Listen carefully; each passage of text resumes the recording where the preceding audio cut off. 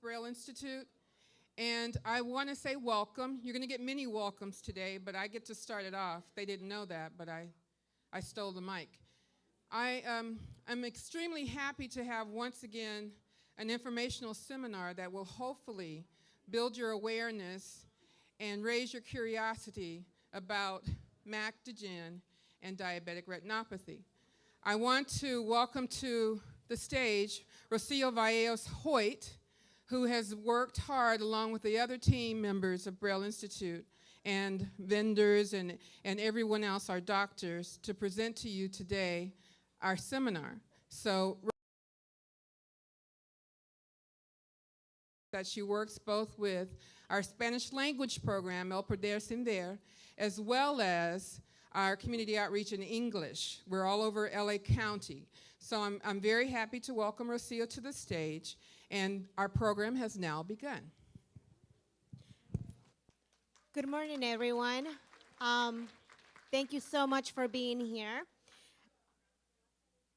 On behalf of Braille Institute team, I'd like to thank you for joining us today at our Macular Degeneration seminar and our technology fair. As many of you know, Braille Institute's mission is to educate and inform the public about living well with low vision. And in doing so, help them remind them to live life to the fullest. Our services are all free of charge, and it's all possible thanks to the generous support of many private donors and different foundations. Today's seminars is not an exception. It is possible thanks to the grant from the Meta and George Rosenberg Foundation. Also, we would like to thank Enhanced Vision, which is one of the leading developers of accessible technology for people with low vision. At the same time, we would like to thank both doctors who are here representing the Retina Institute of California and all of them for supporting us today. Today we have 3 speakers. Our first speaker will be Dr. Michael Davis, who will be talking about advances in age-related macular degeneration. Our second speaker will be Dr. Jessica Boeckmann, who will be talking about diagnosis, screening, and treatment for glaucoma.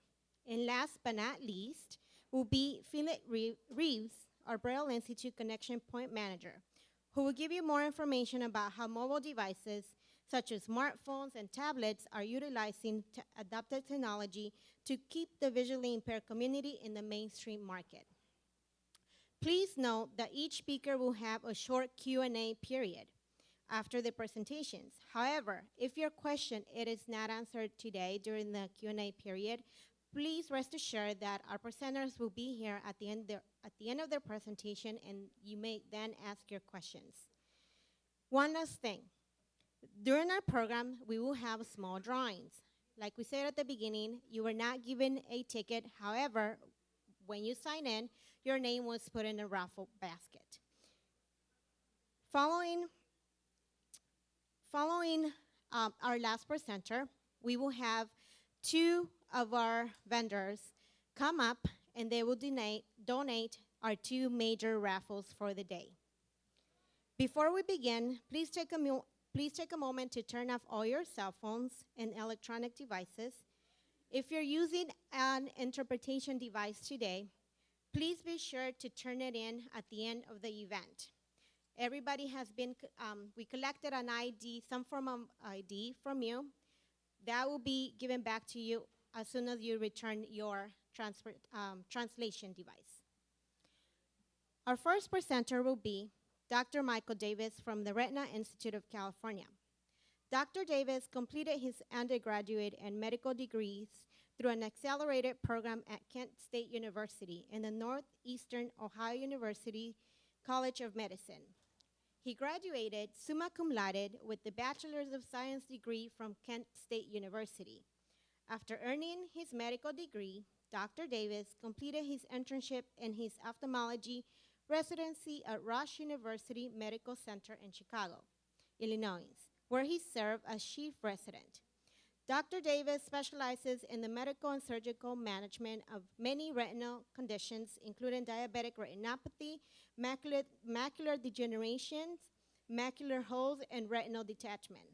He is a member of the American Academy of Ophthalmology, the American Society of Retina Specialists, the Association for Research in Vision and Ophthalmology, and many other high-profile professional organizations. Please join me in welcoming Dr. Michael Davis.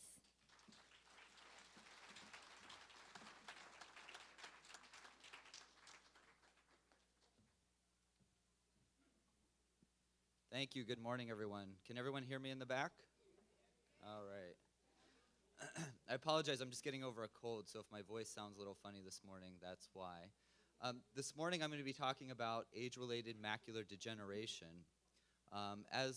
For those of you who've heard me speak before, if you have questions during my presentation, I'm okay with you shouting them out.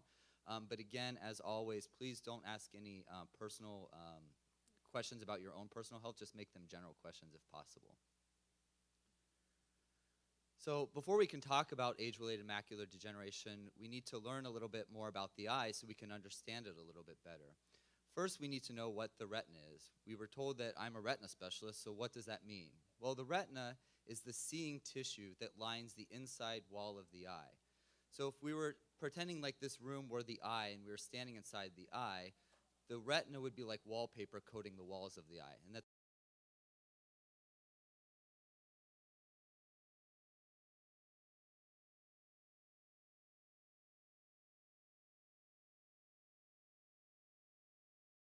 to the retina. So it's the tissue that collects the data and then sends it to the brain so that your eye can see the image. It converts light and images into electrical signal and carries it through the optic nerve to the brain, and that's how you see. So we talked about macular degeneration, so now you ask, what's the macula? Well, the macula isn't a specific structure in the eye per se, but it's a region of the retina. It's basically the very center part of the retina that does your fine vision. So when you read letters or things like that, you're using the macula, the center part of your vision. So what is age-related macular degeneration? Well, it's a degenerative condition, meaning it's a breakdown of the retina as people get older, and it causes a loss of central vision and can lead to blindness. It doesn't lead to complete blindness. It basically leads to central loss of vision, but most patients, even with advanced macular degeneration, will still have good peripheral vision or good side vision. There are other forms of macular degeneration, but this morning we're basically going to just talk about the age-related form, as it is the leading cause of blindness in patients in the United States over the age of 50. So who gets age-related macular degeneration? Well, as the name implies, people who get, as you get older, you have a higher risk of developing macular degeneration, so it's age-related. Generally, it's uncommon before the age of 50 and becomes very common after the age of 80. So between 50 and 80 is kind of where there's an acceleration of people developing macular degeneration. It's more common in females, and it's also more common in less pigmented race. So Caucasians have the highest risk for age-related macular degeneration. This is a graph showing the prevalence as patients get older, and as I mentioned, it starts around the age of 50, and by the age of 80, which is this line right here, it accelerates very quickly. So it's not a disease of the young. It's more common after 50, and especially more common in the 70s and 80s as you get older. This other graph here shows men versus women. As you can see, women have about a 2 times chance of developing macular degeneration than men do. Other risk factors, cigarette smoking. So one of the main things I tell all my patients is to stop smoking. Smoking cigarettes increases your risk of macular degeneration by about 7 times. So it's definitely a very high risk factor for developing age-related macular degeneration. And also there's an association with high blood pressure. So patients with a history of high blood pressure, I encourage them to maintain good control of that if they have signs of macular degeneration. It's thought that it's years and years of UV light or sun exposure that affects it, which is why Caucasians are a little bit more at a higher risk for it, because there's less pigmentation in your skin and there's less pigmentation in the tissue under the retina, so there's less protection against UV radiation in white patients.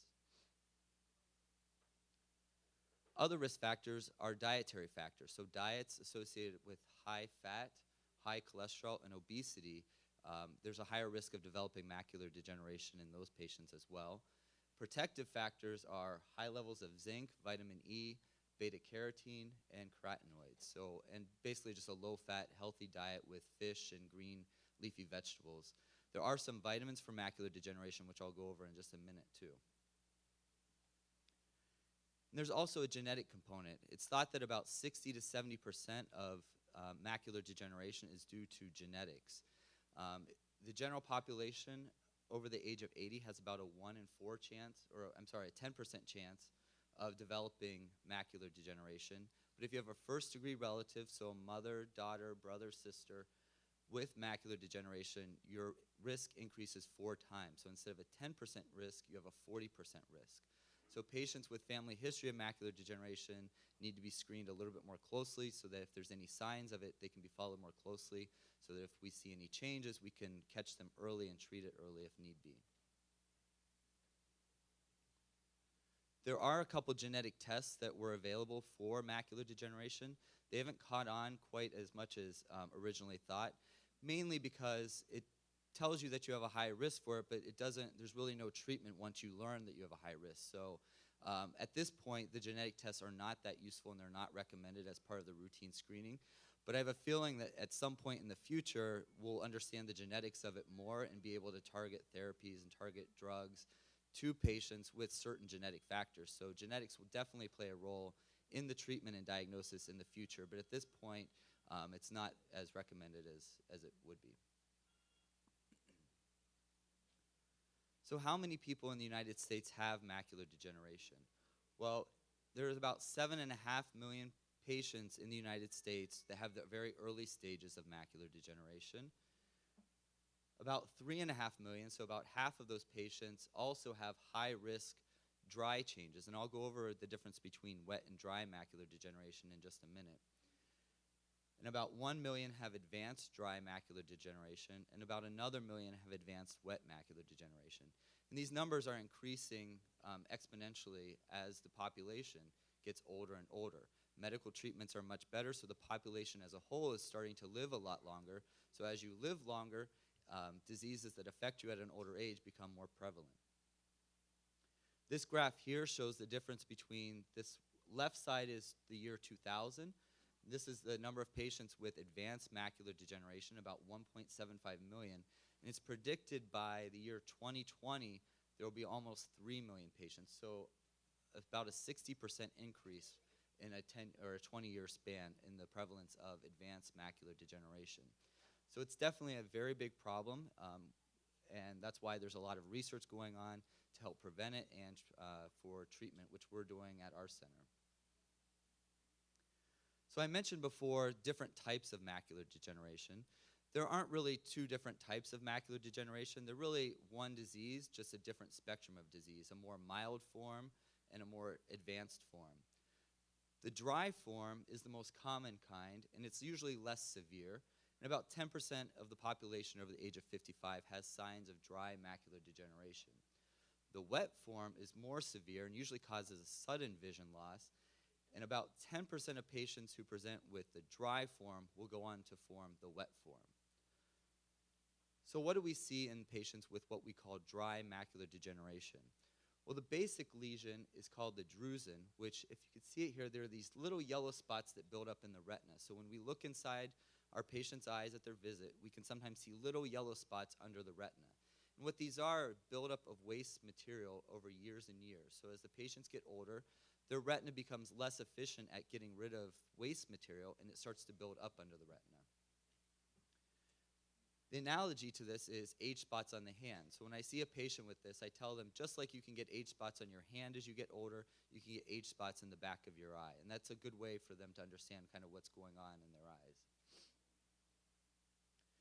Patients can have mild changes, so just a few little yellow spots. They can start to have moderate changes where they get bigger yellow spots in parts of the retina that start to wear away, or more severe changes where the yellow spots become so confluent or grouped together that they actually get a wearing away of the retina, and they can develop severe vision loss even with the dry form.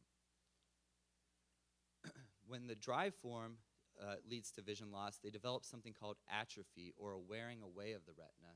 And basically you lose a complete area of the retina right in the center of the vision. A good way to think about this is if you think about your retina like this carpet here. If somebody walked up and down this carpet for 80 years, they'd basically wear away an area of the carpet. And that's similar to what happens in the center of vision as some patients get older. Their carpet gets worn away, so it doesn't function as well any longer. When this happens, unfortunately, at this time, we don't have very good treatments for it. We're working on some trials, which I'll talk about later, but at this point, for the dry form of macular degeneration, if there's severe vision loss, there's really no effective treatment. Now, the wet form of macular degeneration, as I mentioned, it's not really a separate type or a separate form, but it's more of a progression of the dry macular degeneration. What happens when you get these weak areas under the retina, you can get abnormal blood vessels that start to grow and bleed. And they can produce blood under the retina or fluid under the retina. And that's why we call it the wet form, because there's water under the retina or blood under the retina. When that happens, it causes usually a sudden loss of vision. So patients who are being followed for macular degeneration, we tell them that if they have a sudden change in vision, either a new black spot right in the center of their vision, or if things start to look very wiggly or distorted, they need to come in because it may mean that they're bleeding under the retina. This is just a diagram of the blood vessels growing. And what I tell patients, they've had the dry form before, they've had these weak areas. If you think about it like a sidewalk with cracks in it, at some point a weed could grow up through one of the cracks. And that's what these blood vessels are like. They're like bad weeds growing through the cracks under the retina that lead to bleeding and severe vision loss. So why do we differentiate between the two, between the dry form and the wet form? Well, one is for prognosis, or how well patients are going to do. In general, patients with the dry form fare much better. They usually do not have severe vision loss, although a small percentage of them can go on to develop severe vision loss. Whereas the wet generally has a poor prognosis. If it's not treated, it will lead to severe and permanent central vision loss. It's also important for treatment. Like I mentioned with the dry form, we really don't have an effective treatment. We talk about lifestyle modifications, so stop smoking, and dietary modifications, just losing weight, eating a low-fat diet, and there's some vitamins that I'll talk about in just a minute that we recommend for these patients. But for the wet form, they do require treatment. In the past, we used to use laser or cold laser, but today the mainstay of treatment is injections of medications into the eye, and there's about 3 different medicines that we use, but there is an effective treatment, and it can be very effective, especially if you catch it early enough. So how do we diagnose macular degeneration as ophthalmologists and retina specialists? Well, we check the patient's vision when they come in, we check their eye pressure, and then we dilate the patient's eyes, which is everyone's favorite part about going to the eye doctor, getting your eyes dilated. And then we do a complete eye exam. We look in your eye with special lenses and bright lights. And oftentimes, just from the exam, we can get an idea of whether or not you have signs of macular degeneration and whether it might be dry or whether it's gone on to form the wet form. Often we'll do special testing. There's special scans of the retina we can do called an Optical Coherence Tomography, or an OCT. It's almost like a CAT scan of the retina. We do some pictures of the eye. And then often we'll also do a special test where we inject a dye through a blood vessel in your arm or in your hand and then take a series of pictures in the back of the eyes. And this test is called a fluorescein angiogram. Like I said, these are special pictures where we inject dye through a blood vessel in your arm or in your hand. And then we take high-resolution images of the retina. And this is really the gold standard of determining whether there's dry macular degeneration versus the wet form of macular degeneration. This is an image of the optical coherence tomography, which is similar to like a CAT scan or an ultrasound of the retina. And it can really take very high-resolution pictures of the retina. And we can often tell from this image exactly what's going on and if there's any leakage or bleeding, which this patient has dry macular degeneration. This little bump here, that's a drusen. So when I looked in this patient's eye, I'd be able to see a little yellow spot where this little bump under the retina is there. This next picture is somebody with wet macular degeneration. And as you can see, there's a lot of black spaces here. This is fluid in the retina. There's some bleeding here and some fluid under the retina here. So there's a lot going on in this image. So now you've been told that you have macular degeneration by your ophthalmologist, and they tell you that you have the dry form, and that, like I said, the first thing I tell my patients is stop smoking. Like I said, there's a 7 times risk chance of progression of macular degeneration with smoking. So I definitely encourage all my patients, and especially patients with a family history, to stop smoking as early as possible. I also talk to them about dietary modifications, green leafy vegetables, a lot of fish. And if they have high-risk characteristics, I may recommend that they take some special eye vitamins. And these were based on a big study done by the National Institute of Health. And it's called the Age-Related Eye Disease Study, or abbreviated AREDS, or the AREDS study. And the second phase of the study was performed and completed. So there's a new formulation of vitamin called the AREDS 2 formula. There's several different companies that make this. But again, I only recommend taking this if you've been told that you have age-related macular degeneration, as this has not been shown to be helpful in other eye conditions. And then the other thing that I recommend my patients to do is to monitor their vision very carefully. If they have high-risk characteristics, I recommend that they do it daily, because the wet form can happen very suddenly. They may go to bed one night and the vision is completely normal, wake up the next morning, and they may have converted to the wet form overnight. That's not uncommon. One thing that I give all my patients with macular degeneration is called an Amsler grid. It looks like a piece of graph paper with a little dot in the middle. And what they do is I want the patients to check each eye individually and make sure that it still looks like a piece of graph paper where the lines are straight. If it starts to look distorted or bent like this here in this image, it could mean that they have the wet form, or they're starting to develop the wet form. And that's something that I want them to call my office and get in within a day or two so that we can check and make sure. And if they have gone on to develop the wet form, then we would offer treatment for them. So now you're at the doctor's office and they tell you that you have wet macular degeneration. Well, as far as the diet and vitamins, I still make the same recommendations as the dry patients, but we also have an effective treatment. You need to stop the bleeding, stop the fluid that's under the retina.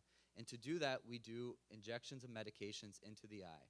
I know it sounds awful, getting a shot in the eye. As you were all younger, it was like pinch poke, needle in your eye. It was something everybody said as one of the ways to get back at your mortal enemies. But I promise you, it does not. We numb the eye very, very well. And 99.9% of patients that I give their first injection to, they're really surprised that even when the injection's over, they're always like, that was it? So it's not as terrible of a thing to go through as possible. I personally have not had one, but from experience in watching patients, it's not the worst thing in the world.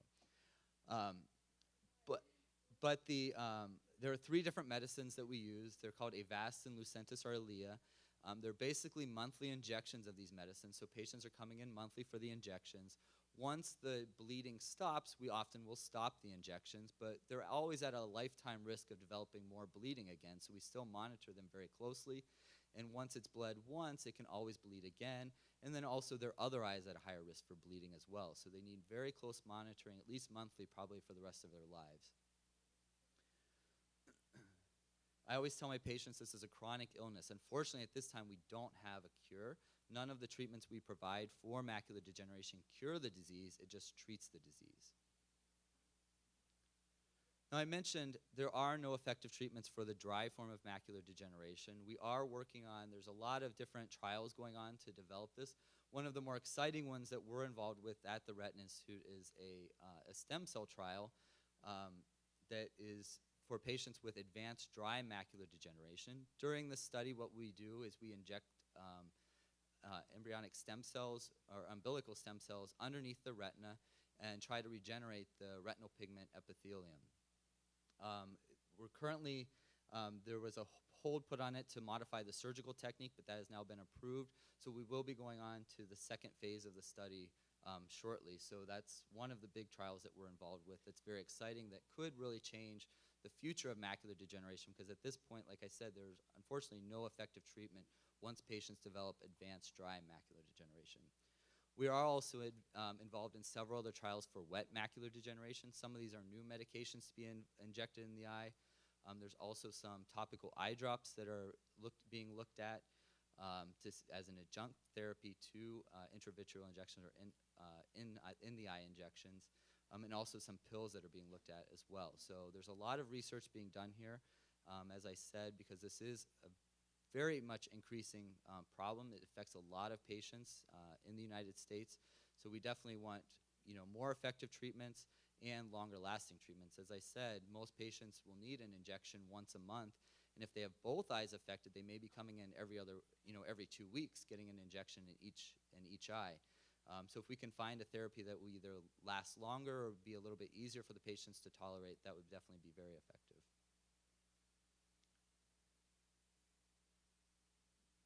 Okay, that concludes my presentation. I think we have a few minutes for some questions.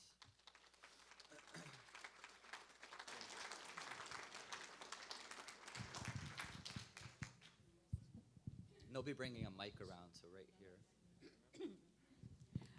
I want to ask about the secondhand smoke. Uh-huh. Does that affect also the eye? It does, yes. So, I mean, there's a lot of studies been done that show that secondhand smoke is, just as bad as being a smoker yourself, especially if you're in a small enclosed space. So it would have the same effects on the eyes as it would other parts of the body, like the lungs and things like that as well. Thank you very much.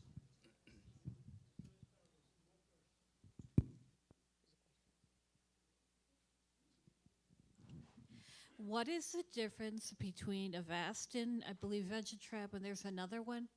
So there's Avastin, Lucentis, and Eylea. Okay. The Avastin and Lucentis are essentially the same. The Lucentis is basically a small fragment of the Avastin. There was a large study done that compared them head-to-head that showed that they were pretty much equivalent in their treatment. And then there's another medicine, Eylea, which works a little bit differently. It's called a VEGF trap medication. Yeah. And it works in a little bit of a different way. It still works on the same molecule as the other two, but it works in a little bit of a different mechanism. And it has been shown that it can, in some patients, go to every other month dosing rather than monthly dosing like the other two. The only reason I'm asking is because of insurance reasons. That's why. Right. So the other thing is the cost of the medications. Okay. So Avastin was originally used for, it's a cancer medication, so it was originally used for colon cancer and breast cancer. And the amount that they used, and it was injected through intravenously, and that's actually how it was discovered for use in the eye. In Florida, there were some patients with macular degeneration that were being treated for cancer, and their eye doctor realized that their macular degeneration was getting better as they were getting these Avastin treatments intravenously. So he actually started using it intravenously for macular degeneration patients, but then thought, well, why subject the whole body to this when I can take a small portion of it and inject it directly in the eye? So we use about 1/400th of the dose to inject in the eye. So the cost of the Avastin is much less than the other medicines. It's about $50 a dose, whereas the other two medications are about $2,000 a dose. So depending on insurance and things like that, generally I always start with the Avastin because in most patients, and 90%, 95% of patients, they respond to the Avastin, and that's the only medication they need. If they don't respond to it, then we work with the insurance to get one of the other two covered and switch them to the other two. Thank you, doctor, for your presentation. I would like to know whether you could say a few words about diabetic retinopathy. Did you have a specific question about it? Yes. Does diabetic retinopathy, would stem cells in the future help people who suffer from diabetic retinopathy? It may, but at this time, the way the stem cells are going to be used for the macular degeneration is because it causes a wearing away of the tissue under the retina, so the stem cells are being put there to regrow that area of wearing away. Whereas with diabetic retinopathy, the main issue is deterioration of the blood vessels, and you get leaky blood vessels. So at this point, I'm not aware of any stem cell treatment for the diabetic retinopathy, but certainly, in the future, if they can somehow develop stem cells to regrow blood vessels or strengthen blood vessels, that could be a potential option, yes. There's a question. Could you speak to the use of the telescopic lens or surgical implant for macular degeneration? Yeah, so Centrocyte, they have a booth here. So there is a new telescopic lens for patients with advanced macular degeneration. It's approved for patients over the age of 65 on Medicare. And what it does is, and you cannot have had cataract surgery. So any patient that's had cataract surgery cannot have this implanted because the method of implanting it is similar to what they would do for cataract surgery. So they go in, they take the lens or the cataract out, and then implant this lens. It's a little bit more complicated than a straightforward cataract surgery because the implant is bigger, it's a little bit thicker. And what it does is it magnifies the image in one of the eyes so that it doesn't get rid of the blind spot, but what it does is it makes the image that much bigger so that the blind spot becomes smaller in comparison to the image. And we are one of the sites for Centrosite, so if you're interested, if you come to one of our offices and if we think that you're a good candidate, then we refer you through the process. The process of it, you see a low vision optometrist, you also see occupational therapy, because there is a learning curve to being able to function with the telescope. In the eye with the telescope, you will lose peripheral vision because it's mainly focusing on the center part of the retina. So they make sure that your other eye has good peripheral vision because you'll use the other eye more for the peripheral vision, the eye with the telescope more for the central vision. Hi, doctor. I have a question. Do you know when people find it Stargardt disease treatment? When do they get treatment for Stargardt's? Yes, please explain a little bit. So Stargardt's is a form of macular degeneration. It's an inherited form of macular degeneration. Unfortunately, there's not a lot of effective treatment unless the patients start to develop bleeding like they do in age-related macular degeneration. And then if they do, then they would get shots just like in age-related macular degeneration. But it's usually discovered at a younger age, so usually in their 20s or 30s, they start to have some vision problems from it in Stargardt's. Whereas in this disease, it's more in older patients that develop problems. How can one best qualify for a clinical trial? Where would you go to get that information? So if you come to any of our offices, all of our physicians are aware of all the trials that we're involved with. So if we see you as a patient and we think that you're a good candidate, then what we do is we notify our research department, which we basically have 2 research departments because we're a pretty large practice. So our main one is in Arcadia. So for the LA area, it's in Arcadia. And for the Palm Springs area, it's in our Palm Desert office. If there's issues with transportation, a lot of times the study sponsors, the companies that are putting on the studies, will help with transportation as well. And most of the studies also have a small stipend, to compensate you for your time as well for participating in the trial. Thank you. You're welcome. Doctor, I'll prefix my question by saying I'm both hearing and sight impaired, so I may have missed what you said. Okay. My question is, in my left eye, I have a hole in the retina, and my question is, has the research advanced far enough to know there's a method of correcting a hole in the retina? So is it a macular hole? I have macular degeneration as well. Right, but is the hole in your retina, is it right in the center of vision? I cannot see out of my left eye at all. So if you have what's called a macular hole, this is a hole that develops right in the middle of the retina, basically in the same area where macular degeneration affects. And we do have effective treatment for it, depending on, if it's been there for a long time, oftentimes they won't recommend treatment because there's a low chance of getting the hole to close or the vision to get better. But if it's more recent, less than a year or so, there is an effective treatment where we do a surgery and put a gas bubble in the eye to get the hole to close. Okay. I'm not sure that I understood. Yes. You mentioned something about the optical nerve. Yes. You are still pursuing the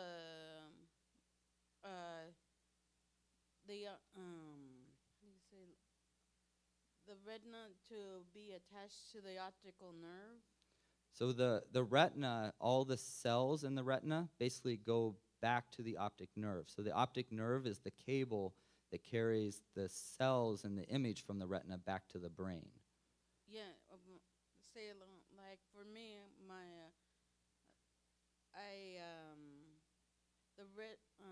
the retina is attached. Okay. But You have the a problem with optical nerve is damaged. Okay. And so is there any way you guys doing studies on? Our group specifically are not doing studies on, regenerating the optic nerve, but I'm sure there are a lot of places out there. That's a little bit more, we mainly deal with the retina, but we're not specifically doing anything for the optic nerve, no. Okay, Dr. Davis, One more question. right here. Okay. Okay, you mentioned something about the dry macular degeneration Yes. becoming the wet. Correct. But is there, so that wet macular degeneration becomes dry macular degeneration also? And so if so, is it part of the phenomena, the symptoms of it has to do with, like you see the black fishnet kind of visions? I'm talking about my mother who has a macular degeneration. So it's two questions.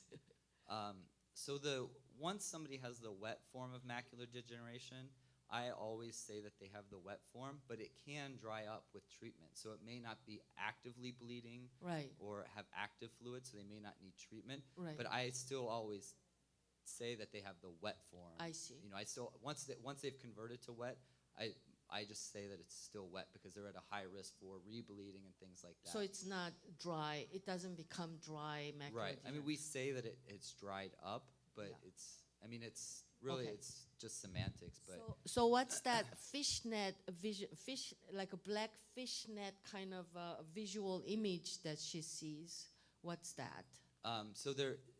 so she's seeing images in Images her of vision. whenever she's tired or something, she sees the image of a fishnet, black fishnet. So there's a syndrome called the Charles Bonnet syndrome, Uh-huh. where patients with vision loss, with severe vision loss, it's common in macular degeneration, glaucoma, sometimes patients with diabetes, where they can get visual hallucinations. So some people see patterns.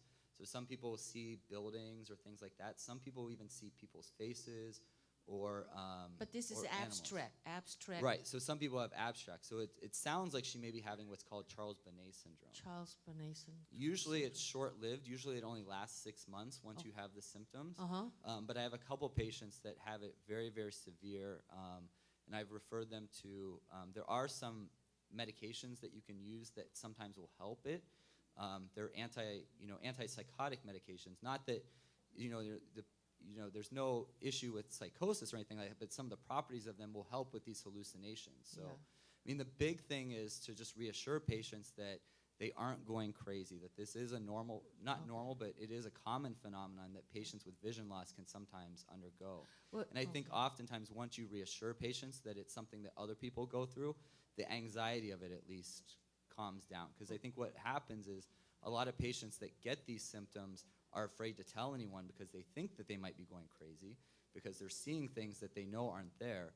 But in reality, it's just the brain playing tricks on them because the eyes are no longer seeing, and the retina wants to see or the brain wants to see, so it basically makes up images for them to see. It's like a black fishnet. It can be, yeah. Okay, so it has no form. It's just a very abstract form. Right. Yeah, Yeah. it can present like So it comes and goes. that. Right. But it could be. It sounds like it's probably this condition called Charles Bonnet syndrome. Okay. Yeah. And if it comes and goes, I would just reassure her, and I wouldn't go on the medicines if it's not all the time. The patients I put on the medicine are, they're bothered by it all day, every day, and I see. because the medicines have a lot of side effects too. Okay. So Thank you, Doctor. you're welcome. All right. Thank you very much, everyone.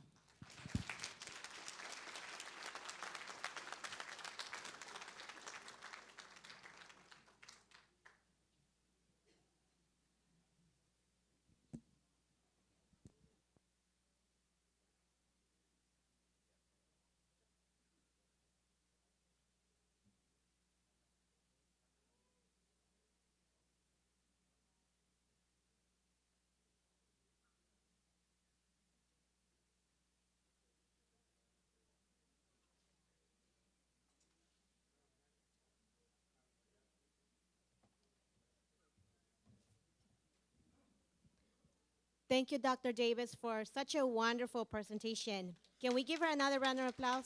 Thank you.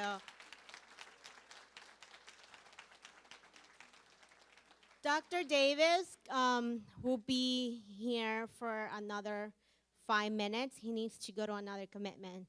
So if you have a question that you really, really, really need to get an answer today, you can step outside quietly and talk to him for a few minutes. Okay? Thank you so much. At this time, we're going to do a raffle. Some of our wonderful vendors donated a few items today. You don't have to worry about your name. It's already in the basket. So we have Julie, our volunteer coordinator, and we also have Jeff, who will have the lucky hands. We're going to pick 2 winners at this point, okay? And the first thing that we're going to donate, it's a gift from Scan Health Plan, and it's a basket, okay? And we're going to pick the name now. And you must be present to win. Let's see what it is first. You can say it. All right, first winner is Teresa Escalante. Teresa Escalante, yeah.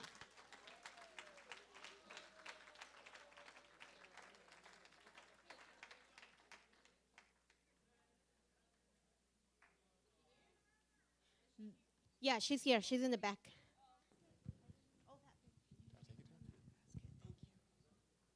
It's only the Scan Health. Jeff is running it over. Only the duffel bag, not the whole basket. Thank you, Jeff. Our next gift will be a gift from Guide Dogs of America, and it's a travel accessory bag. Okay, so let's pick our second winner.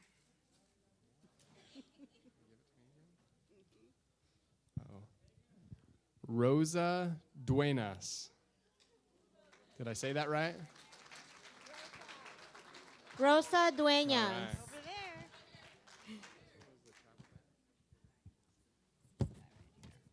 So if you did not win at this point, don't worry. We'll have another one coming up, and maybe that will be your lucky chance. Okay, so we are going to move on with our program. Our next presenter will be Dr. Jessica Boeckmann from the Retina Institute of California as well. Dr. Boeckmann is a comprehensive ophthalmologist who specializes in medically treating diseases of the retina and vitreous. She received her Bachelor's of Art degree in Arkansas at Hendrix College and her medical degree from the University of Arkansas from Medical Sciences in Little Rock, Arkansas. Her ophthalmology residency program was completed at the Jones Eye Institute in Little Rock. She currently practices comprehensive ophthalmology in Long Beach, Tustin, and Anaheim Hills. Please give a warm welcome to Dr. Jessica Boeckmann.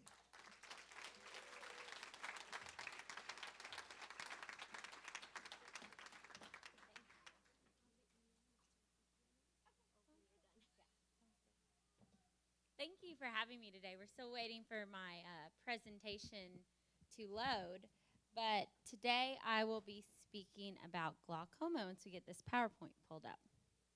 So, how many people in this room have glaucoma? Wow, quite a few of you.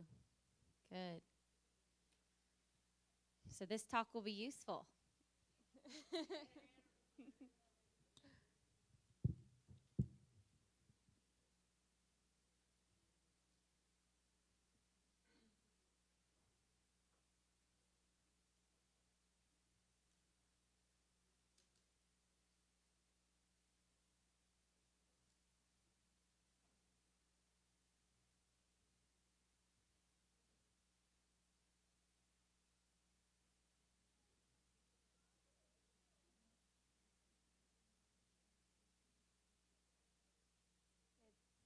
Should be under May 6th. Let me see.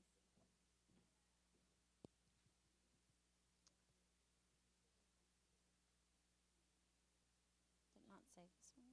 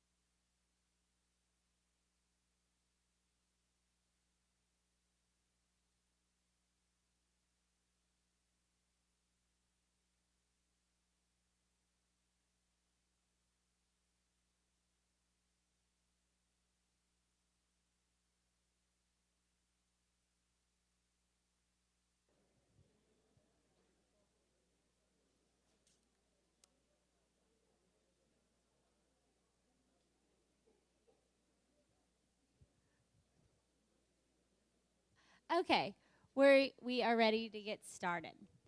So, sorry about that slight delay. Today we'll be talking about glaucoma, the diagnosis, the screening, and the treatment management options. So, glaucoma is a group of disorders that's characterized by damage to the optic nerve. Damage to the optic nerve causes vision loss.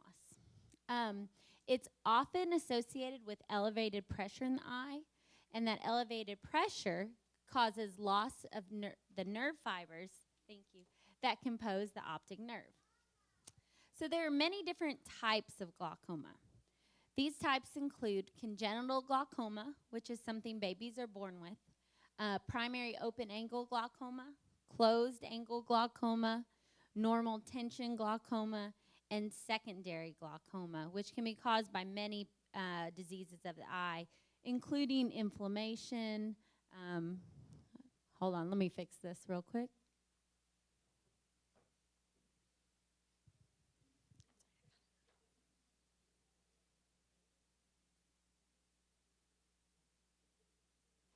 Okay, and so secondary glaucoma is caused by diseases of the eye, such as uveitis, inflammation. Secondary glaucoma can occur after cataract surgery, after vitreous surgery, and so on and so forth. However, in the United States, the most common cause of glaucoma is what's called primary open-angle glaucoma, and this accounts for 90% of glaucomas in the United States. So, just to begin, I wanted to go over a little bit of eye anatomy so you knew what we were talking about. This is the front of the eye. It's called the cornea. This is the back of the eye, and this is the optic nerve. The optic nerve is composed of a bunch of nerve signals from the retina, which is what Dr. Davis talked about, that combine to form a bundle, which is the optic nerve. And that optic nerve goes back, carries information, light signals, to the back of the brain. Here is what we look at. Here's a picture of the optic nerve when we're looking at the back of the eye. You can see it's a composition of all these little fibers from the retina that combine to form one bundle, which then again carries the light signals in the nerve to the back of the eye. Your eye is filled with a fluid. It's called aqueous humor. Aqueous humor determines the pressure of the eye. Everybody produces a constant rate of aqueous humor. It's formed as a byproduct of kind of a filtration process of the blood. So that aqueous humor, everyone has a constant production, and that then drains from the eye, and new aqueous humor is produced. However, in glaucoma, there's a decreased reduction of the efficiency of the drainage of the fluid from the eye. And when that fluid doesn't drain well from the eye, you get an increased pressure in the eye. So, how do we know if you may or may not have glaucoma? First of all, you need to go see your ophthalmologist, because this is not a diagnosis that most people have symptoms, or a disease in which most people have symptoms. Most people are asymptomatic in glaucoma. So you may or may not have elevated eye pressure, and you may or may not know this. And the only way to know for sure what your pressure is to go and see your eye doctor. The problem with glaucoma is, I mentioned earlier, it causes visual field loss. But the visual field loss isn't in the center of the eye. It affects the peripheral portion of the eye first. So often patients don't know that they have glaucoma until the glaucoma damage is rather advanced. And the problem with nerve damage, as you all probably have heard, is once nerves have been damaged, we can't regenerate them. So the best thing to do with glaucoma is to prevent the vision loss itself. And if this vision loss isn't treated and detected early, it can lead to total blindness. Unlike macular degeneration, which Dr. Davis talked about earlier, macular degeneration will not cause total loss of vision. It may decrease the central portion of your vision, but the peripheral portion of your vision remains intact. Glaucoma is the opposite. It attacks the peripheral portion of your vision first and gradually can cause total blindness with loss of center vision last. So, the signs of glaucoma damage are increased intraocular pressure, which is also known as IOP for short, an increased cupping of the optic nerve, which I will show later, and progressive characteristic visual field changes, and thinning of the optic nerve as evidenced by scanning in the office. So increased IOP is intraocular pressure is common in glaucoma. However, you don't have to have increased intraocular pressure to have glaucoma. Normal IOP is about 21. However, if you're above or below that, you have to and you have signs of glaucoma on your physical exam findings, you have to perform other tests to determine whether or not you can have glaucoma. Some patients can have thick corneas, which is the front surface of the eye, and thick corneas can cause an artificial elevation of pressure, just with our testing mechanisms currently, and that artificial increase in pressure is not necessarily a bad thing. So here I want to show you when you go to the doctor's office, the first thing the doctor will do, your ophthalmologist, is look in the back of the eye. And when we look in the back of the eye, we look at the appearance of the optic nerve. Normal optic nerves appear like this image over here on the left. You see how this center area is very small. That's a very healthy appearing optic nerve.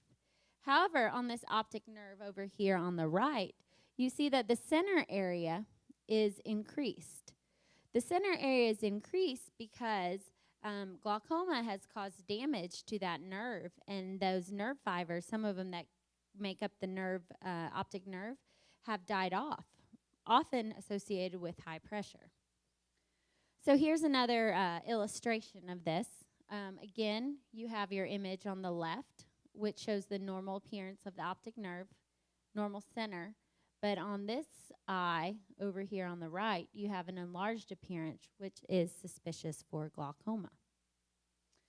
So to determine if you have an enlarged optic nerve in the back of your eye, you'll go to the doctor. The doctor will notice that, and then he or she will perform some additional tests to determine whether or not that enlarged optic nerve is actually a sign of a glaucomatous optic nerve.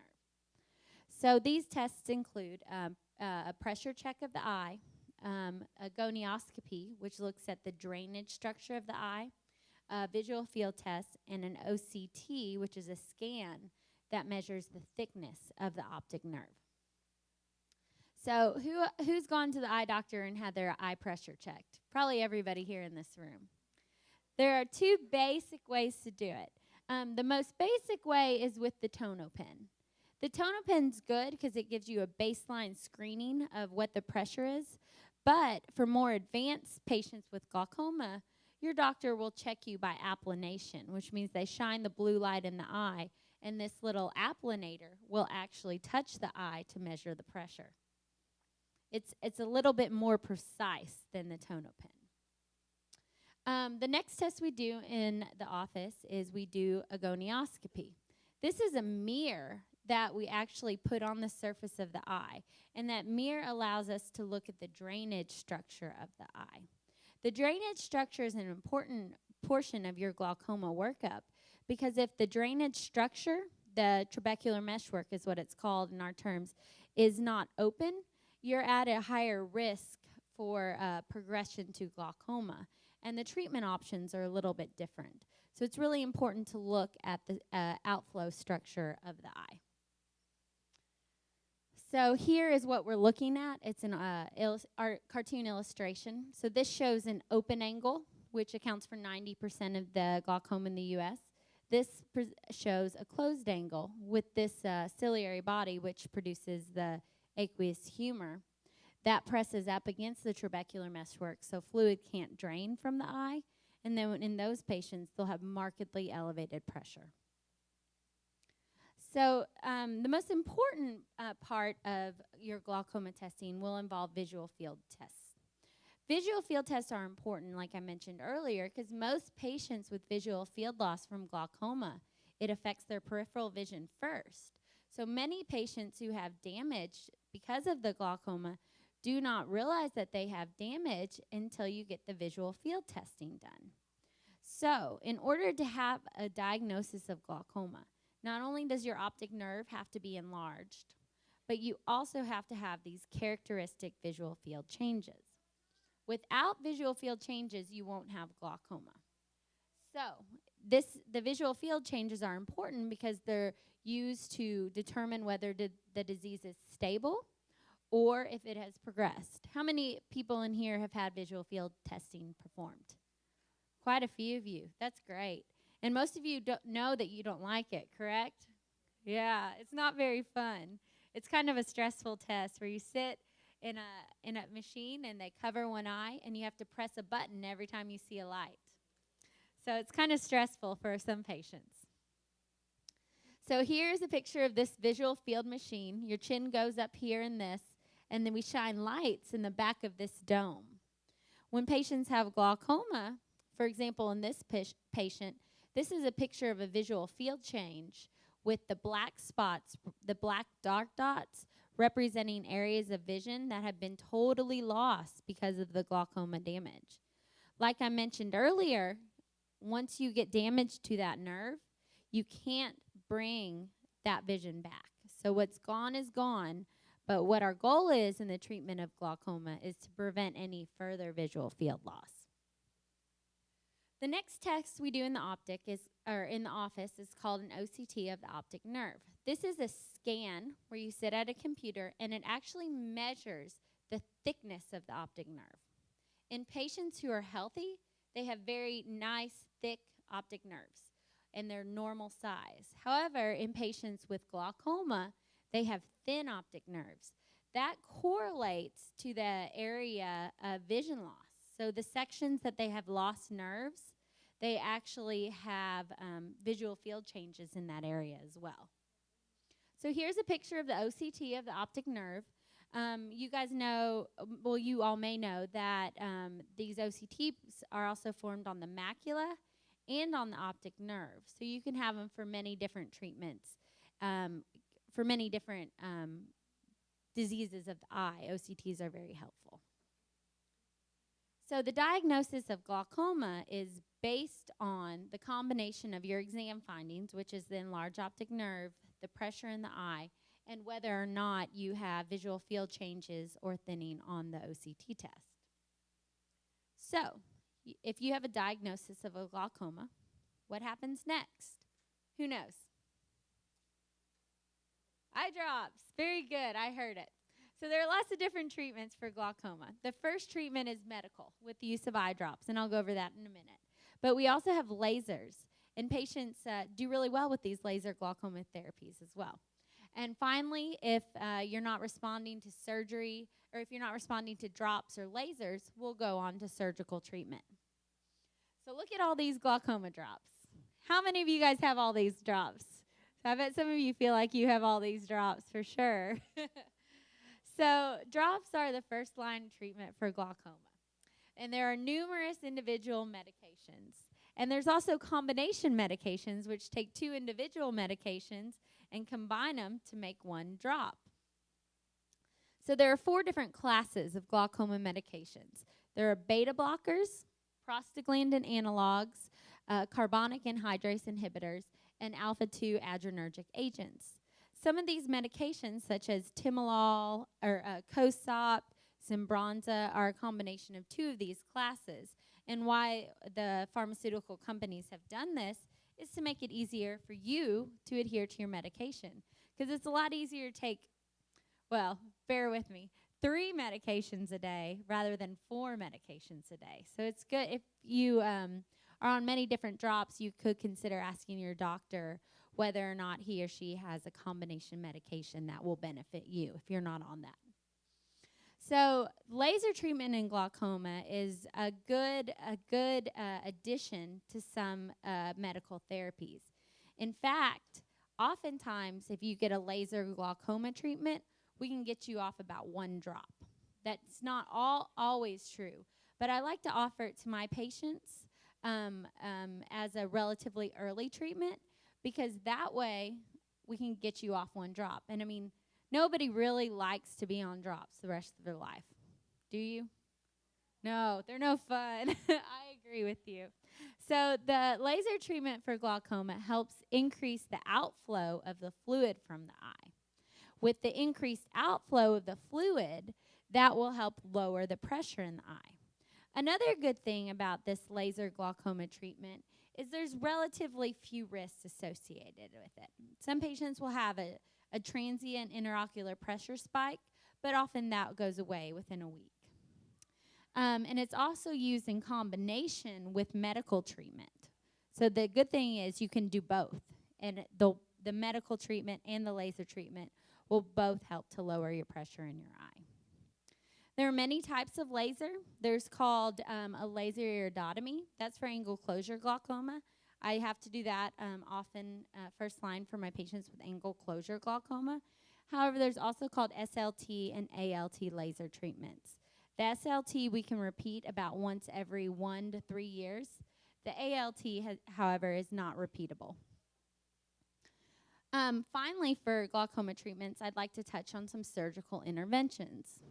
There are many surgical interventions, including trabeculectomy, a tube shunt, CPC, which is a laser destruction of the ciliary body, which produces the aqueous humor.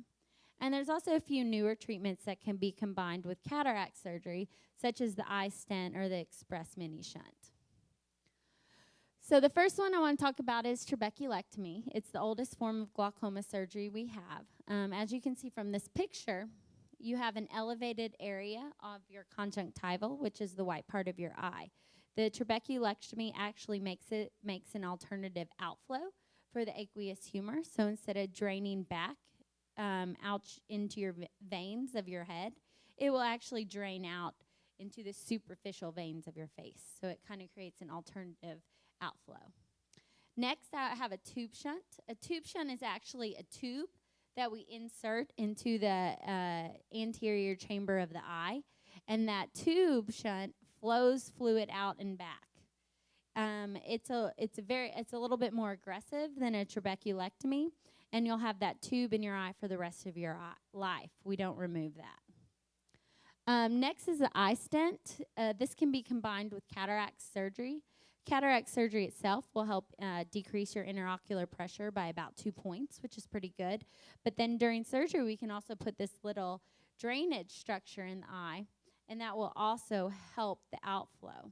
Here is the eye stent on a penny, and you can see here's the year of the penny right here. So it's about the size of one of those letters on the year of a penny. So you can imagine how tiny that is. That's why we have to do this in the operating room with the use of a surgical microscope. Finally, there's the express mini shunt. Again, I really like this device. You make a small incision on the external portion of the eye, and then you insert this tube from the outside of the eye instead of going from the inside like we do in cataract surgery. Again, this is a great option for patients with high pressure in their eye. So, in summary, people with a family history of glaucoma, so if your mom, your dad, your sister, your brother, your kids have glaucoma, you should be screened because patients with a family history of glaucoma have a higher prevalence of the disease itself. So I would go see an eye doctor just to verify that you may or may not have signs of glaucoma. And that concludes my presentation. Who has questions?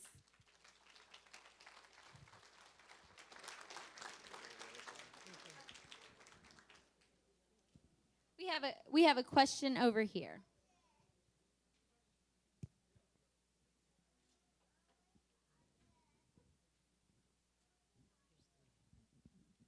Good morning, doctor. Yes, I have a question. On my left eye, my vision it turns sides. If I see a pole, it goes sideways. So what you're describing is not a symptom of glaucoma. That sounds to me, he's asking, this lovely gentleman is asking why his vision appears distorted. And distortion is a problem. Visual distortion is a problem with the back of the eye, a problem with the macula or the retina. Glaucoma actually does not produce distortion. It causes loss of vision. So you wouldn't be able to see that area of distortion if you had glaucoma. So that sounds to me like a retinal problem that you need to have probably looked at by your eye care doctor. And normally once that distortion occurs, sometimes that does not go away. Okay, next question. Thank you. You're welcome. Yeah, I wanted to know about, you had mentioned the medications, the eye drops. Yes, sir. So a lot of formularies have changed to generic. So how potent are the generics versus the authentic eye drop? That is an excellent question. So I actually went to talk on this last night.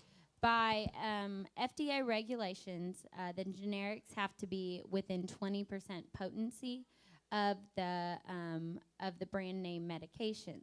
Now that 20% potency can be either above or below, but generics are not as closely regulated as like the brand name formulary medications.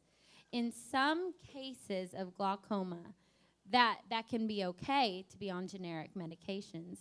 But if you have more advanced form of disease and you're not responding to treatment appropriately, some doctors will switch you to brand name medications only because they're a little bit more highly regulated. But I want to preface that by saying, you know, generic medications aren't bad, but in some cases you might find that the brand name medications work a little bit better because they are more closely regulated. Well, has that been followed as far as, you know, insurance companies, you know? No, insurance companies do not follow that. Okay, how about, you know, doctors or institutions, you know, when you look at... So in order to regulate components of medications, that's not something that doctors' offices are equipped to do. It takes specialized equipment to do that. Next question, right up front. Yes, I was diagnosed with glaucoma, and then I was put on medication, and then a few years after that, I had gone to UCLA with my husband, and they said I did not have glaucoma. There are white clouds in the back of the eye and can be misdiagnosed as glaucoma. So to me, it sounds like you probably had what's called optic disc drusen. And so like I mentioned earlier, to have a diagnosis of glaucoma, you have to have a characteristic appearance of your optic nerves and characteristic visual field losses. So you might have calcifications on your optic nerves that cause visual field problems. That's what I'm thinking. Well, I just wanted to share that. That's an interesting story. Yes, yes. Okay, next question. Hello, doctor. What is the recommended time to have examinations for glaucoma? That's a great question. So there aren't necessarily like screening examinations per glaucoma. Like you need to have them. Like it's not like a mammogram, like or colonoscopy. You need to have your mammogram by age 40, your colonoscopy by age 50. Glaucoma screening's a little bit different. So for the general population, once you hit about 55, 60, I would recommend seeing an ophthalmologist, you know, just to assess your eye health, because you're at the age where you're going to start developing eye problems such as cataracts or dry eyes. However, in patients with a strong family history of glaucoma, especially African Americans who are more prone to develop glaucoma, I would recommend an earlier screening exam. After the age of 55, I see every patient back in every year.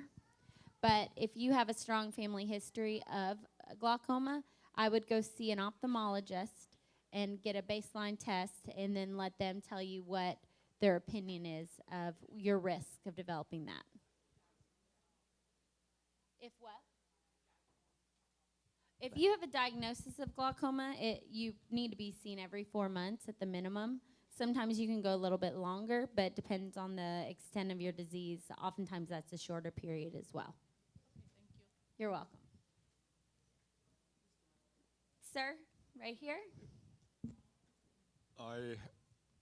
It took my eye doctor about 3 years to diagnose me as a low tension glaucoma. And I have to keep my pressure down to below teens or close to 10. Yes. And I have gone through 2 glaucoma and cataract exam in 20 years ago. Last year, another doctor recommended I have a second operation on the bad eye, but he will not recommend it on the good eye. What are the treatment you can recommend to control the pressure and not getting worse? I'm almost 95% blind now. Okay, so the question is, what surgical treatments do you do for glaucoma after you've already had surgery? There are many different options, so I can't comment on your case directly because you're not my patient, but the options include to repeat the trabeculectomy, which is to create another drainage structure from the eye. Sometimes they'll put a shunt in the eye. A tube shunt is what it's called. The names of those tube shunts are Ahmed valves or Barbell valves. Those help take fluid out of the eye. They help drain. Oftentimes they'll do a laser to this eye, especially in a patient who's 95% blind, just to basically destroy the ciliary body, which produces the aqueous humor. And by destroying that ciliary body, you won't produce any fluid, which will make the pressure go down. So there are a lot of different options.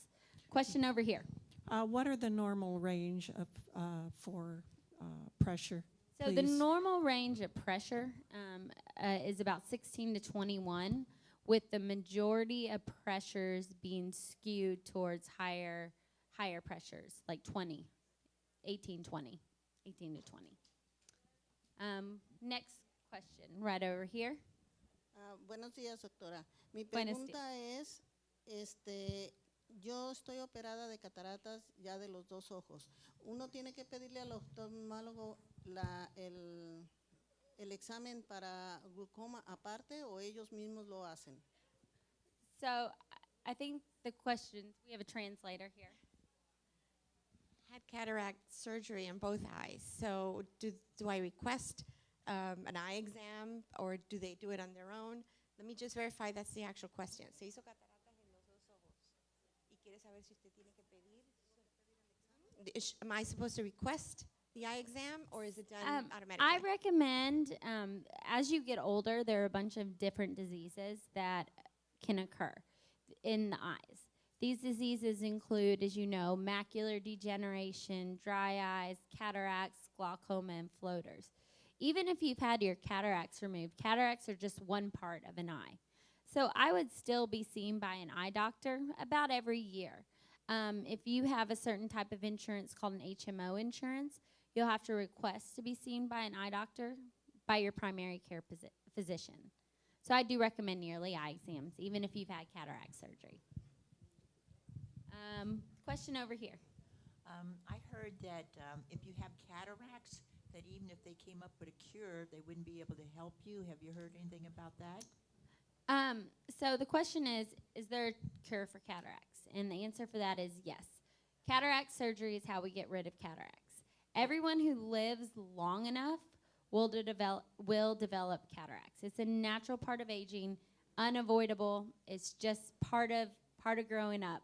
Yeah, but but they say if you've had a cataract, if you have that, you won't be able to get any help even if they come through for something, if they come through with a cure. No, the cure for cataracts is cataract surgery. Cataract surgery removes the cataract surgery, and once you remove the cataracts never grow back. No, so the cure for cataracts is cataract surgery. No, that's not what I mean. They say if you have cataracts, if you have it, there won't be any help for you. But if you don't have cataracts and you get macular degeneration, there would be help. No, sorry. So cataracts are a lens in the front of the eye, which every bun develops when they get older. Everybody will need cataract surgery if you live long enough. So everybody in this room is going to have cataract surgery at some point in your life. It's just part of life. And cataract surgery will improve your vision. Sometimes, though, if you have macular degeneration, your visual acuity measurement on a chart won't get better because you have damage to the macula, which is the part of the eye that's responsible for seeing that chart. But cataract surgery will allow more light to go from the outside world, from the back of the eye, or from the front of the eye to the back of the eye. Two more questions. Over here, doctor. Yes, ma'am. Good morning, doctor. Good morning. More than 10 years ago, I had a detached retina surgery. And then last year, I was diagnosed as glaucoma suspect. And so I ask you if the retinal reattachment had an effect of me developing the glaucoma. And why is it called glaucoma suspect instead like it's glaucoma, you know? Those are great questions. So the first question is, does retinal detachment and surgery to repair retinal detachment cause an increased incidence in glaucoma? And the answer to that is yes. Sometimes, depending on what surgery is performed for the retinal detachment, it can cause some high pressure in the eye and predispose you to developing glaucoma in that eye that you developed the retinal detachment in. The second question is, what is a glaucoma suspect? So a glaucoma suspect is when a patient has an enlarged optic nerve in either one or both eyes. And that enlarged optic nerve can be normal, or it can be associated with visual field tests, visual field defects. So in a glaucoma suspect, they may have an enlarged optic nerve, but no visual field defects. So in patients as you get older, you're more likely to develop glaucoma.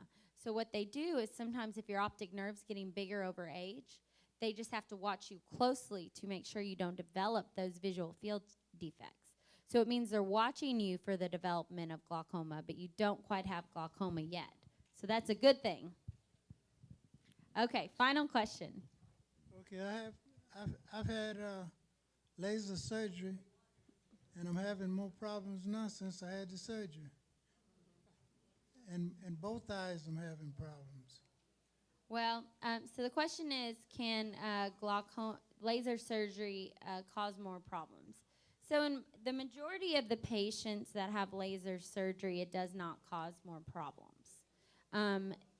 I don't know what your particular case is and which type of laser surgery you had performed, but generally laser surgery is a pretty low-risk procedure. Yeah. But like I mentioned earlier, sometimes it always doesn't work, so then you still have to have medical treatment with your laser surgery. Well, thank you all very much for having me, and thanks, Braille. Thank you, Dr. Boeckmann. This is Anita's voice again. While Rosita comes to the stage, I just want to say we understand that it's warm in here. I've actually opened some side doors, so you're going to hear a bit of chatter from the other rooms. And my vendors are behind us in the north wing, where you can go visit after the seminar is done this morning. So they know that I'm now speaking, so they'll speak softer when there are individuals over there currently having questions. So we apologize. Our room is full. The only way we can get cooler air is for everyone to stop breathing. Okay. So now that you got that, back to Rocio. Okay, thank you, Dr. Boeckmann, for your presentation. If your question didn't get answered, she'll stay around for another 5 minutes. You can go out there and ask her your question. If not, she also has business cards, and you can email her or call her as well. Another reminder, we do have our technology fair going on in the other room, so please, after the presentations are done, you are more than welcome to also walk around and get information and resources for yourself. Okay, raffle time. We're going to do 2 more raffles at this point, and the first one and Julie and Jeff will be helping us again. So they'll be the ones with the lucky hand. The first one we're going to do, it's a $20 gift card for Sweet Man. So let's pick a name. All right, Julie's going to blow on my fingers. They'll be really lucky. All right, we have... Oh, and it's not a dessert. Kalsum Maghai. You need to be present to win. Okay. Oh, we have one here in the front. Yay.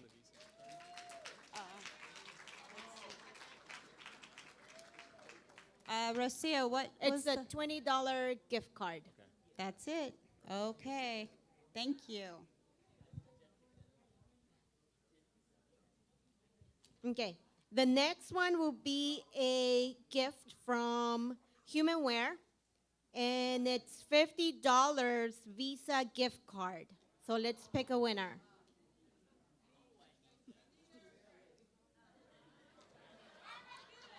Okay, we have Juan Apadasa. Oh, over there. Juan. Juan Apadasa. Way to go, Juan.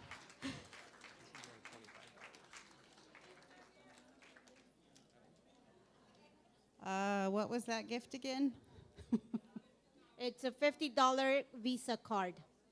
Do we mix it? Yes. Oh no, we we'll gotta break change it someone's out. heart. It's okay. We'll change it out. Let's change it out. Where is she? Sorry. Our mistake. Just pretend it's not happening. There you go. Thank you. Okay. How's everybody doing so far? Everybody's liking the presentations? They were wonderful, right? I know. Thank you for both both doctors for coming here today. Well, we have our last final presenter, last but not least, our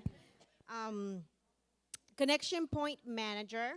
His name is Phillip Reeves, and he will be up here on the stage talking about how mobile devices are utilizing adaptive technology to keep the visually impaired community in the mainstream market. So he'll talk to you more about what we do at Connection Point and how tablets and iPhones and iPads are actually becoming better and better for our clients that are low vision.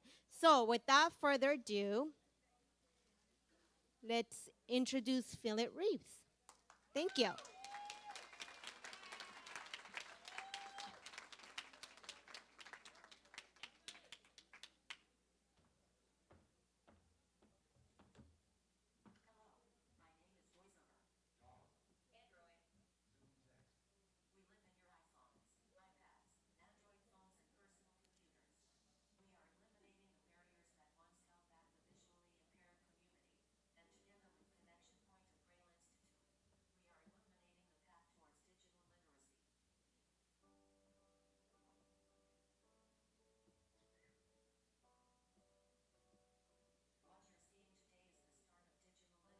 Connection Point at Braille Institute. It serves as an open lab, a one-on-one tutoring resource, and we just finished our first intro to iPad class. It's because of that class, one deserving individual was able to receive an iPad from Department of Rehabilitation, giving him the capability of staying connected with friends, family, and the ability to remain active in the job market.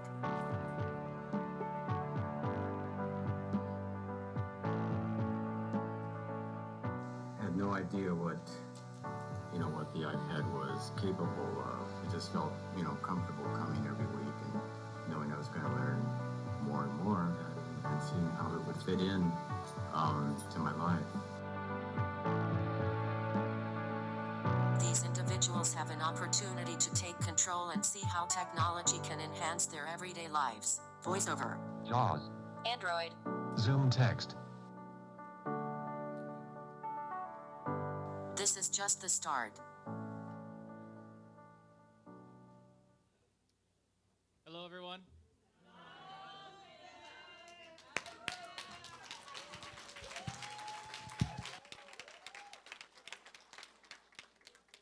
Thank you for that.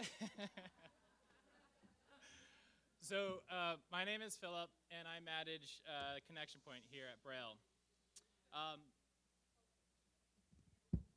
As the video described, Connection Point is a center at the Institute that focuses on accessibility tech education for the visually impaired community. Working with the needs of our students, we instruct on virtually any platform or device, such as screen readers like JAWS, or phones like the Android phone with TalkBack, and even what you just heard a minute ago, VoiceOver on the iPhones. We also focus on magnification devices like the OCR reader here and Zoom Text, which magnifies your computer screen so you can see everything that you're doing on the computer. We also do Victor readers, which is an audio record and playback device. And finally, refreshable Braille displays, which connects to an iPad or a computer, takes the text and translates it into Braille, and it's all done real time. Those are really cool devices. Right now, the type of devices that have the highest demand in our center are the mobile platforms, such as tablets and smartphones, like the iPhone and the iPad. And that's because just due to the convenience of having these devices anywhere you go, and the easy-to-use tactile audio navigation these devices have, such as VoiceOver. Hello, Phillip. Oh, hello, VoiceOver. I'd like to introduce you to the audience today. Hello, everyone in the audience.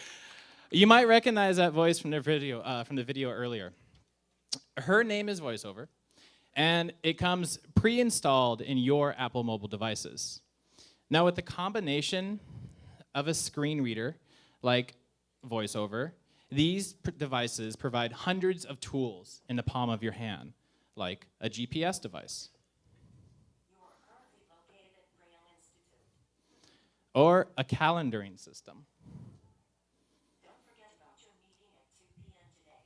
Thank you, VoiceOver. And even audiobooks. presents A Game of Thrones, Book 1 of A Song of Ice and Fire. I'm a big Game of Thrones fan. It also does emailing, phone calling, and so much more. Now, a lot of people think that without that tactile feeling you get with buttons, these devices would be useless. I mean, it's just a piece of glass with metal on the back, but that's not true.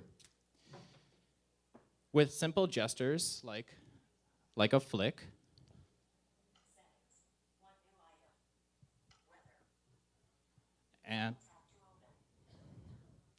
and a double tap,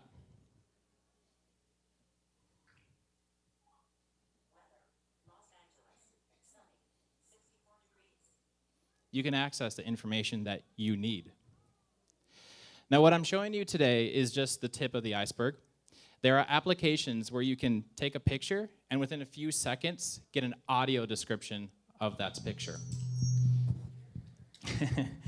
Also, everyone has their own method of separating the $1 from the $20 bills, right? Well, why not add an extra layer of security to that method?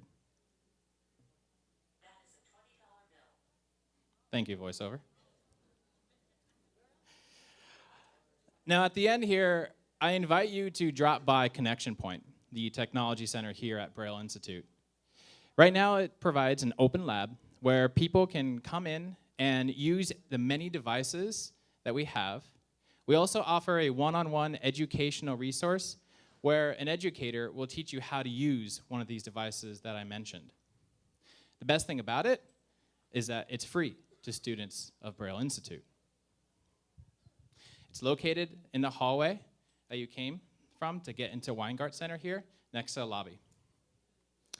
I and a few others will be there to answer any questions you may have, and around 12:15, 12:20 or so, there will be a brief demonstration of an application that can take a picture of a piece of paper with text, and then using your iPhone or iPad and VoiceOver, will read the text that was on that piece of paper.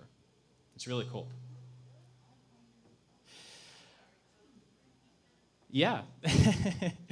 So we're going to do a brief demonstration inside Connection Pointe where we'll be using a program where it'll take a picture of text on a piece of paper, And then VoiceOver will read that text back to you. It's good for mail, for example. Many other uses as well. And that's the... now, for anyone that has an iPhone or an iPad, and you want to get started and using VoiceOver right away, just pull out your device. On the home button, hold down to bring up Siri and say, turn on VoiceOver. Don't do it now, or else you'll be competing with me. So just wait until after I finish. But that's all it takes. You can turn it off if you get tired of VoiceOver. Just hold down the home button again and say, turn off VoiceOver, please, and it'll turn it off. Now, before I end my presentation and open up to questions, I'd first like to thank VoiceOver. You are welcome.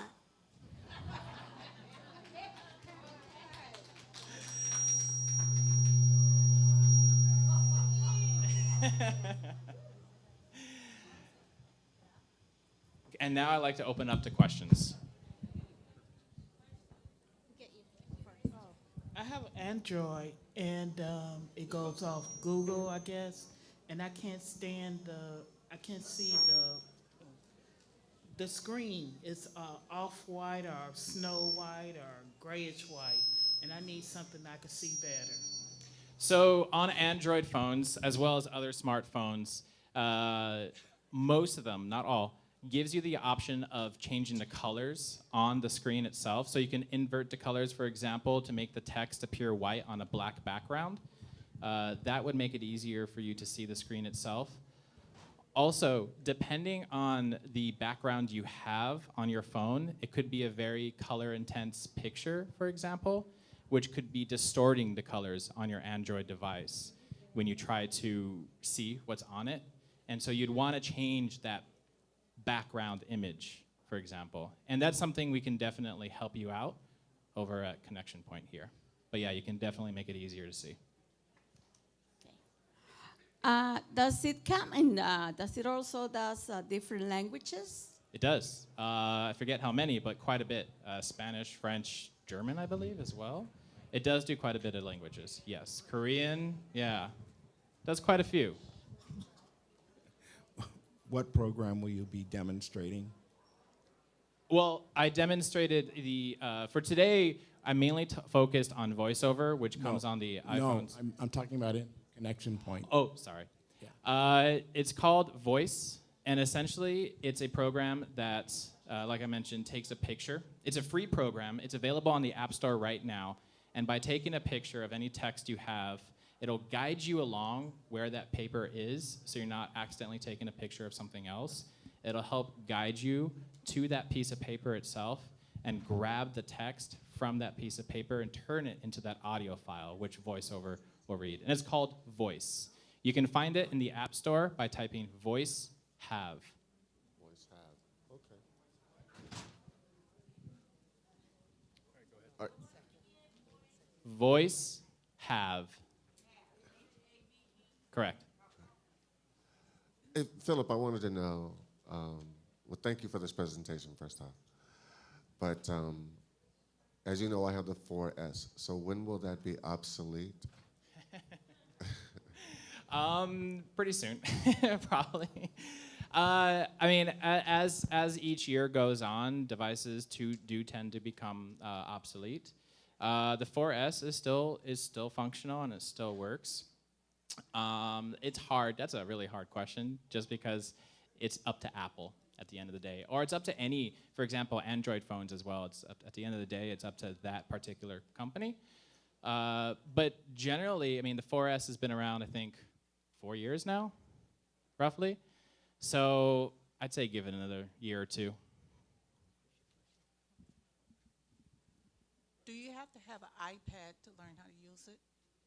Oh, no, you don't have to have an iPad, or you don't have to have any device, for that matter, to come into Connection Point and learn. We have the devices there, and we'll go ahead and train you. For example, let's say you're debating, you know, I want to get a new phone, but do I want an iPhone, or do I want an Android phone? Well, we have both, and we'll show you both. And that gives you that extra layer to decide when you go to the store, hey, I like this one better than the other one. So you know what you're getting before you buy it. And will you help someone get it from rehab? We,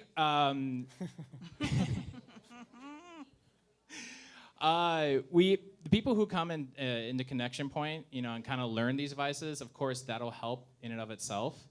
But at the end of the day, it's rehab's decision. It's your counselor's decision on what devices you get.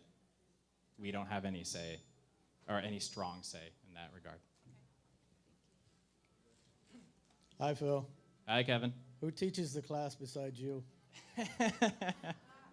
We have a wonderful instructor, and her name is Earth. She will be in Connection Point right after this. She's great. She's visually impaired herself, and she teaches nearly every device.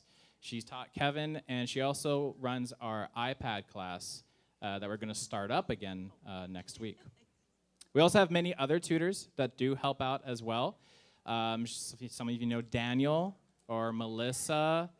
We have Matthew, Jose, quite a few people, and we're always looking for more. I mean, we get pretty crowded, and if you know some of this stuff and you want to help us teach, please come see me. Phillip, I wonder if you could ask the audience, this has nothing to do with the iPhone, if they have found a microwave that would be good for people with low vision with big letters on or numbers on it that you can see. Does anyone have a microwave that they prefer or like? Maybe you can help her? Oh, here we go.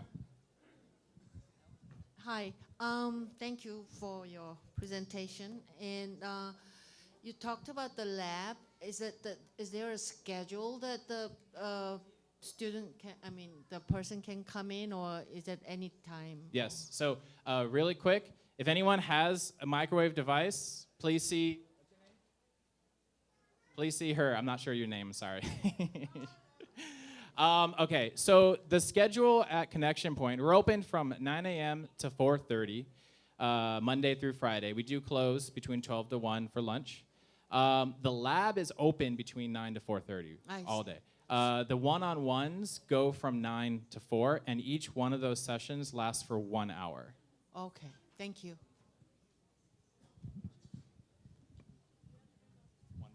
One more question? Yes, the mediums for payment on these courses, any assistance, or how do you guys, how can one cover the cost for the sessions? These sessions are free. Oh, okay. As if you're a Braille student, we offer it to you for and free. If you're not? It's easy to become one. It's really easy. Okay, thank you. I think that's it. If you have any more questions, I will be in the Connection Point Center along with a few others, and we can answer your questions there. Thank you, everyone.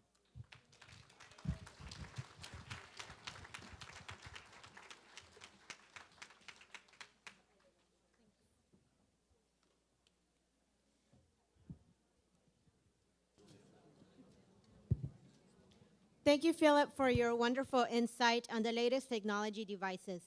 As many of you know, Braille Institute is a major proponent of the use of technology to stay connected to the world around you. We will also, at this point, we would also like to thank all of our vendors for being here today.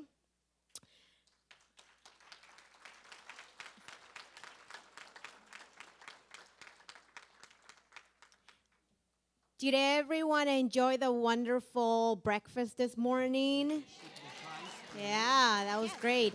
That was actually courtesy of Enhanced Vision.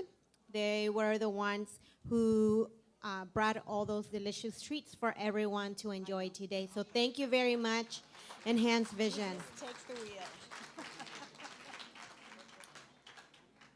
Also, I'd like to give you one last reminder. If you're using an interpretation device, you will need to turn that back. In return, we will give you back your ID that you gave at the beginning. So if you want your identification back, please make sure to return that. Before we close the seminar, we have a few raffles going on. And let me see what we have on the table.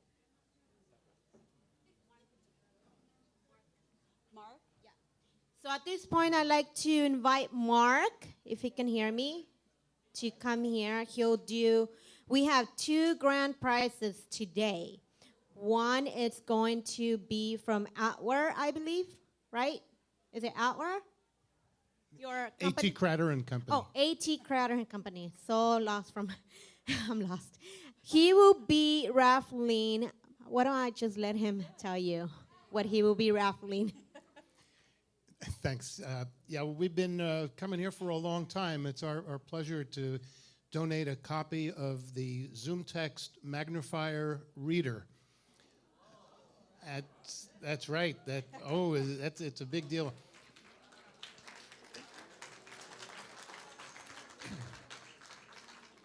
Zoom Text Magnifier Reader is the most popular screen magnification program in the world and has always been. It's been around for about 25 years, and we are their master distributor in Southern California and have a wonderful relationship with the manufacturer, a company you may have heard of called AI Squared.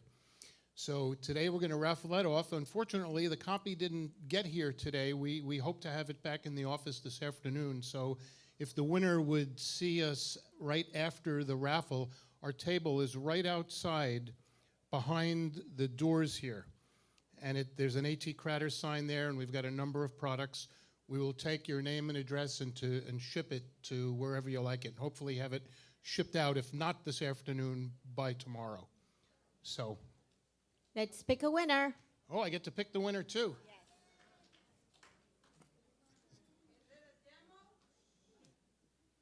And you want me to read? And the winner is ticket. Don't. Oh, the name. Nancy Dominguez. Nancy Dominguez, are you here? You need to be present to win. Raise your hand if you're here. Otherwise, we need to give it to somebody else. Okay. Let's pick another one. I mean, her friend went to get her. She went to the bathrooms. Do we give her? Does that count? I mean, is she there needed a grace to go. period? Let's give her a grace period, right? I mean, I know, I'm breaking my own rule here. Is Mark here? Mark from Enhanced Vision? Can somebody call him? His table is right outside.